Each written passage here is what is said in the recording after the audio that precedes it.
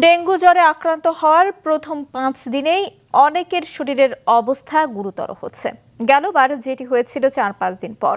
জনস্বাস্থ্য বিশেষজ্ঞরা বলছেন, রাজধানীর ওয়ার্ডগুলোতে বিনামূল্যে ডেঙ্গু পরীক্ষার সুবিধা রাখা উচিত স্বাস্থ্য বিভাগের। মাহমুদ কমলের রিপোর্ট। মিরপুরের বাসিন্দা শরীফুল ইসলাম জ্বরের সঙ্গে পেট ব্যথা ও বমি নিয়ে 3 দিন ধরে ভর্তি রাজধানীর কুর্মিটোলা হাসপাতালে। এই হাসপাতালে অধিকাংশ ডেঙ্গু রোগীর অবস্থা প্রায় শরীফুলের মতোই। ডেঙ্গু রোগীর ক্ষেত্রে এবার প্রধানত 2 ধরনের ভিন্নতা দেখা যাচ্ছে। একটি লক্ষণ প্রকাশে, আরেকটি শুরুর দিকে শরীর গুরুতর অবস্থায় চলে যাওয়া, বলছেন চিকিৎসকরা। যখন জ্বর ভালো হয়ে যাচ্ছে তখন তার ডেঙ্গু রিলেটেড কমপ্লিকেশনগুলো হতো। এইবার কিছু দেখা যাচ্ছে যে জ্বরের 3rd অথবা 4th ডেতে কিছু কমপ্লিকেশন হচ্ছে। তো ডেঙ্গুর যে সিমটমসগুলি একটু ভেরিয়েশন হয়ে গেছে।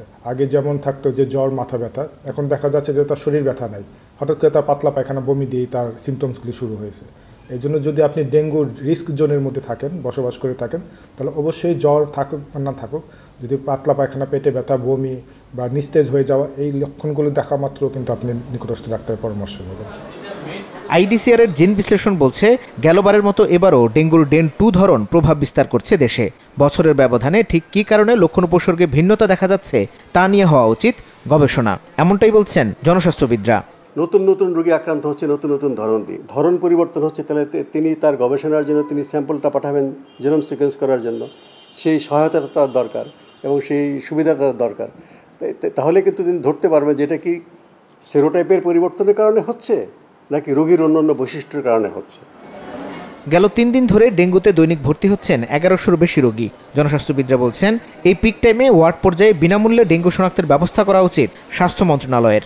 মানুষের জন্য আরও সহজ করা দরকার এবং অবশ্যই এটা প্রত্যেকটা ওয়ার্ডে প্রাথমিক স্বাস্থ্যসেবা কেন্দ্র অস্থায়ীভাবে হলেও স্থাপন করে সরকারের পক্ষ থেকে বিনামূল্যেই টেস্টের ব্যবস্থা করা উচিত। তাহলে আমরা অন্তত যারা প্রান্তিক মানুষ, যারা পয়সার অভাবে, সময়ের অভাবে বড় বড় হাসপাতালে যেতে যাচ্ছেন না, কাজে তারা ডেঙ্গু শনাক্ত হলে সাবধান হয়ে যাবেন। এবং তাদের মধ্যে যারা ঝুঁকিপূর্ণ বয়স, খুবই শিশু বা বয়স্ক মানুষ, দীর্ঘদিন ধরে ডায়াবেটিস, ব্লাড প্রেশার, কিডনি সমস্যা আছে বা অ্যাজমাতে আছে, ওদেরকে আমরা সেকেন্ডারি পর্যায়ের হাসপাতালে পর্যবেক্ষণ করার জন্য রাখতে পারি।